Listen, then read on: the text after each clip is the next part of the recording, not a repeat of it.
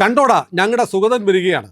കേരളത്തിലെ BJPക്കാർക്ക് അഭിമാനത്തോടെ പറയാവുന്ന നിമിഷങ്ങൾ അടുത്ത് വരുന്നു. ഇനി വളരെ കുറച്ച് സമയം മാത്രം, വളരെ കുറച്ച് ദിവസങ്ങൾ കൂടി കഴിഞ്ഞാൽ സുഗതൻ എന്ന് പറയുന്ന തിരുവനന്തപുരം കോർപ്പറേഷനിലെ കേരളം മുഴുവൻ ഇന്നറിയപ്പെടുന്ന ഒരു സൂപ്പർ താരത്തിൻ്റെ പരിവേഷമുള്ള രാഷ്ട്രീയ പ്രവർത്തകനായ കൗൺസിലർ സുഗതൻ പുറത്തേക്ക് വരും.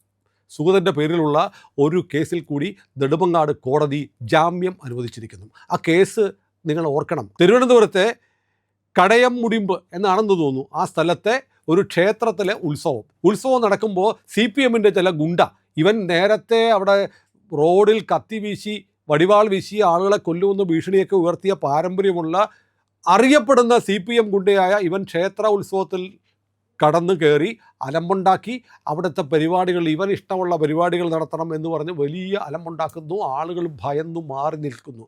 സ്വാഭാവികമായും BJPയുടെ നേതാവും അവിടുത്തെ കൗൺസിലറുമായ സുഗതനെ വിളിച്ചു പറയും. സുഗതൻ വന്നു. സുഗതനും സുഗതൻ്റെ സുഹൃത്തുക്കളും കൂടി ഇവനെ ഒതുക്കി കൈകാര്യം ചെയ്ത് കാണും. ചിലപ്പം ഇങ്ങനെ കത്തിയും വടിവാളുമായി ഉത്സവപ്പറമ്പിൽ വന്ന് ഉത്സവത്തിൽ പങ്കെടുക്കുന്ന ഭക്തജനങ്ങളെയും ക്ഷേത്രോത്സവത്തെയും അലങ്കോലപ്പെടുത്താൻ ശ്രമിക്കുന്നവനെ കൈകാര്യം ചെയ്തില്ലെങ്കിലേ അത്ഭുതമുള്ളൂ. എനിക്കറിയില്ല സുഗതൻ എന്താ ചെയ്തത്. ഏതായാലും ഈ ഗുണ്ടയെ പറഞ്ഞു വിട്ടു. അതിനുശേഷം ഗുണ്ട കൊണ്ട് കേസ് കൊടുത്തു. എന്താണെന്നറിയോ? എന്നെ വധിക്കാൻ ശ്രമിച്ചു.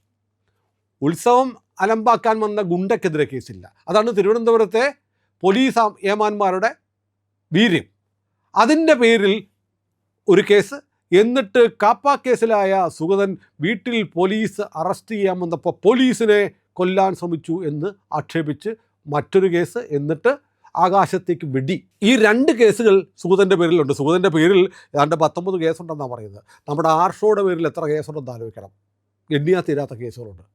അപ്പോൾ ഒരു പൊതുപ്രവർത്തകരാകുമ്പോൾ വഴിതടഞ്ഞാൽ, പ്രസംഗിച്ചാൽ പല കാര്യങ്ങൾക്ക് കേസുണ്ടാവും. രാഷ്ട്രീയ പ്രവർത്തകരാകുമ്പോൾ BJP ആകുമ്പോൾ മനഃപൂർവ്വം കൂടുതൽ കള്ളക്കേസുകളും ഉണ്ടാക്കും.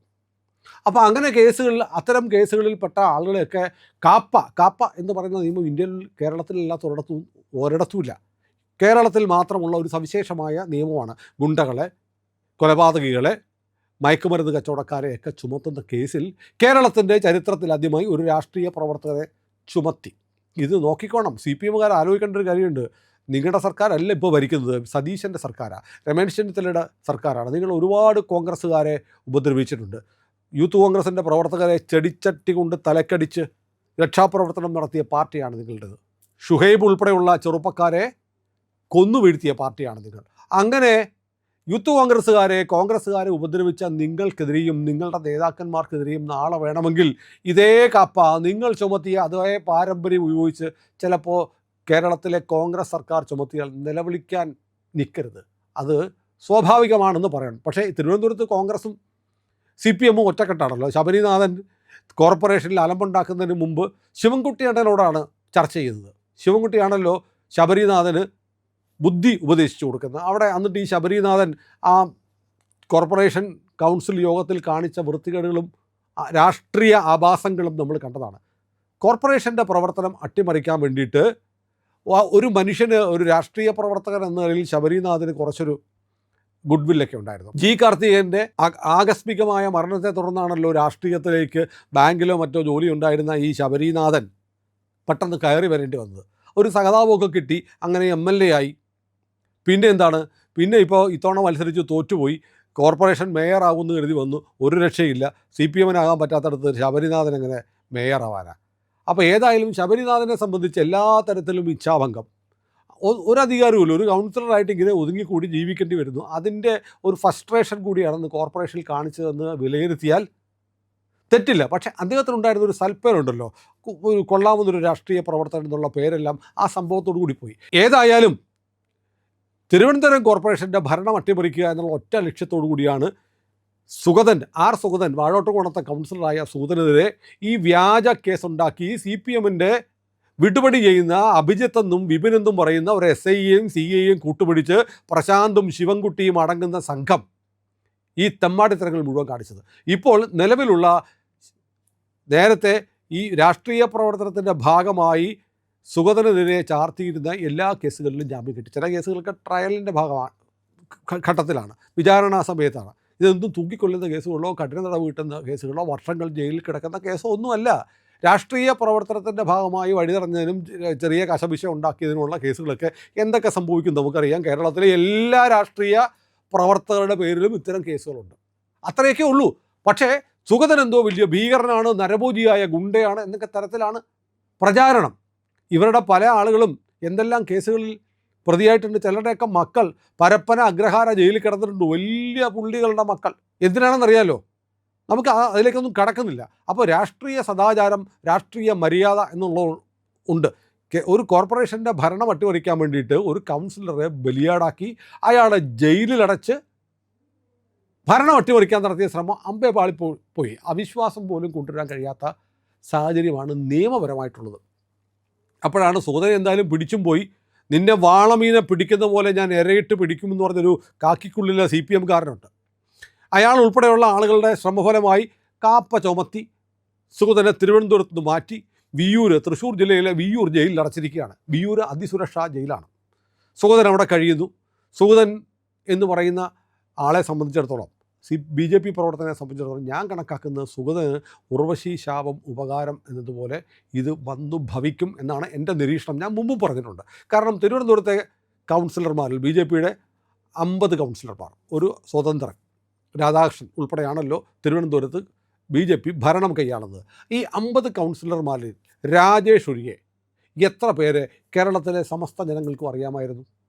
ഇപ്പോൾ നോക്കൂ, VV രാജേഷിനെ പോലെ തന്നെ കേരളത്തിലെ മുഴുവൻ പേർക്കും അല്ലെങ്കിൽ മലയാളികൾക്കെല്ലാം അറിയാവുന്ന ഒരാളായി സുഗതൻ മാറി. ആരുടെ ചെലവിൽ മാറി? CPMൻ്റെ ചെലവിൽ മാറി, സർക്കാരിൻ്റെ ചെലവിൽ മാറി, പോലീസിൻ്റെ ചെലവിൽ മാറി, കോൺഗ്രസിൻ്റെ ചെലവിൽ മാറി. സത്യത്തിൽ ഈ വിപിൻ, അഭിജിത്ത് എന്ന് പറയുന്നവർ അവരെന്താണോ ഉദ്ദേശിച്ചത്, രാഷ്ട്രീയമായി സുഗതനെ അവസാനിപ്പിക്കാനാണ് ഉദ്ദേശിച്ചതെങ്കിൽ സുഗതൻ അവർ പ്രതീക്ഷിച്ചതിന് വിപരീതമായി ഒരു വലിയ പ്രസ്ഥാനമായി മാറി.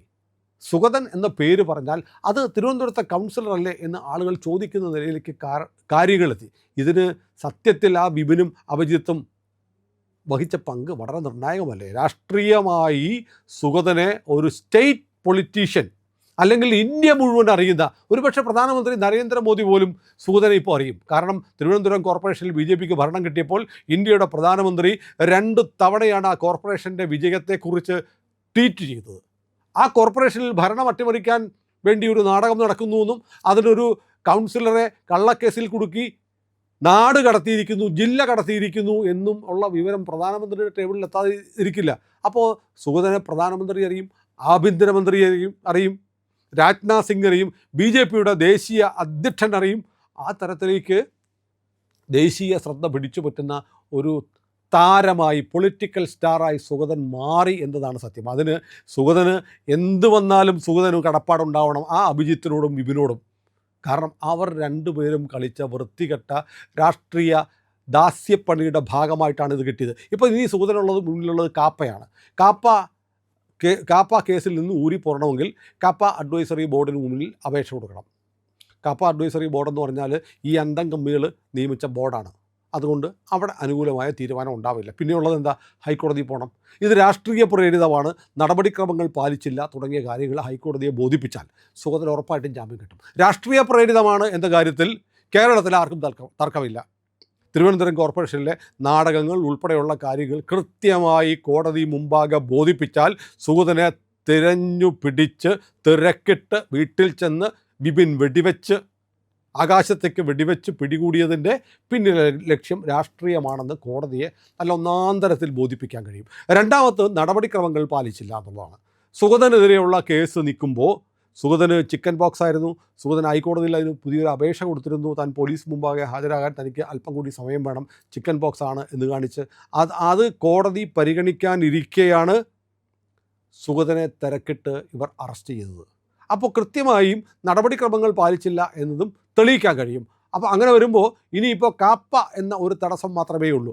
മാത്രമല്ല സുഗതനിപ്പോൾ സത്യപ്രതിജ്ഞ ചെയ്തിട്ട് 10 ദിവസം കഴിയുന്നേ ഉള്ളൂ. അതുകൊണ്ട് സുഗതനെ സംബന്ധിച്ചിടത്തോളം ഇനി 3 കൗൺസിൽ യോഗങ്ങളിൽ വരെ പങ്കെടുക്കാതിരിക്കാം. കാരണം തുടർച്ചയായി 3 യോഗങ്ങളിൽ പങ്കെടുക്കാതിരുന്നാലേ അയോഗ്യത വരുള്ളൂ. 3 യോഗങ്ങൾ എന്ന് പറഞ്ഞാൽ ചിലപ്പോൾ 3 മാസത്തെ പീരീഡ് വരെ എടുക്കാം. 3 മാസത്തിനുള്ളിലാണ് 3 യോഗം ചേരുന്നെങ്കിൽ 3 മാസം വരെ സുഗതന് ഈ സാവകാശമുണ്ട്. അതിനുള്ളിൽ ഹൈക്കോടതിയിൽ നിന്ന് അനുകൂലമായ ഒരു വിധി വരും. അതിന് 3 മാസമൊന്നും വേണ്ട. ഞാൻ നേരത്തെ പറഞ്ഞതുപോലെ ദിവസങ്ങൾ മാത്രം എടുത്താൽ കാര്യങ്ങൾ ബോധിപ്പിക്കാൻ നല്ല പ്രാപ്തിയുള്ള, നല്ല മിടുക്കന്മാരായ, സമർത്ഥരായ ഒന്നാന്തരം അഭിഭാഷകർ കേരള ഹൈക്കോടതിയിലുണ്ട്. BJPക്ക് സമീപിക്കാവുന്നവർ. അവർ കോടതിയിൽ ഹാജരായി കഴിഞ്ഞാൽ സുഗതൻ പുറത്തു വരുന്ന നിമിഷം തൊട്ടടുത്താണ്.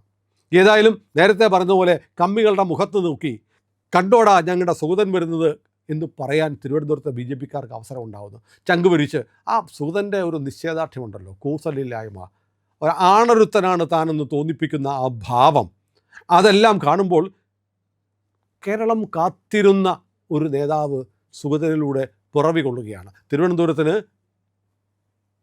ഭാവിയിൽ മറ്റൊരു MLA കിട്ടുമെങ്കിൽ ആ MLAയുടെ പേര് സുഗതൻ എന്നായിരിക്കുമെന്ന് എനിക്കുറപ്പുണ്ട്. ഒരു കാര്യം ഞാൻ നമ്മുടെ പ്രേക്ഷകരോട് പറയാം, പ്രിയപ്പെട്ടവരെ, ഒരു കാര്യം ഞാൻ നിങ്ങൾക്ക് ഉറപ്പ് തരുന്നു. സുഗതൻ ജയിലിൽ നിന്ന് മോചിതനാവുന്ന ദിവസം സുഗതനെ സ്വീകരിക്കാൻ ഞാനും ഉണ്ടാവും. അന്ന് സുഗതനോട് ഞാൻ സംസാരിക്കും. സുഗതന് പറയാനുള്ളത് നിങ്ങളെ ഞാൻ ഇന്ത്യ ലൈവിലൂടെ കേൾപ്പിക്കും. ഇതെൻ്റെ ഉറപ്പാണ്. കാരണം നിങ്ങൾ അത്രമേൽ സുഗതനെ സ്നേഹിക്കുന്നു, തിരുവനന്തപുരത്തെ BJPയുടെ കോർപ്പറേഷൻ ഭരണത്തെ സ്നേഹിക്കുന്നു, VV രാജേഷിനെ സ്നേഹിക്കുന്നു എന്ന് എനിക്കറിയാം.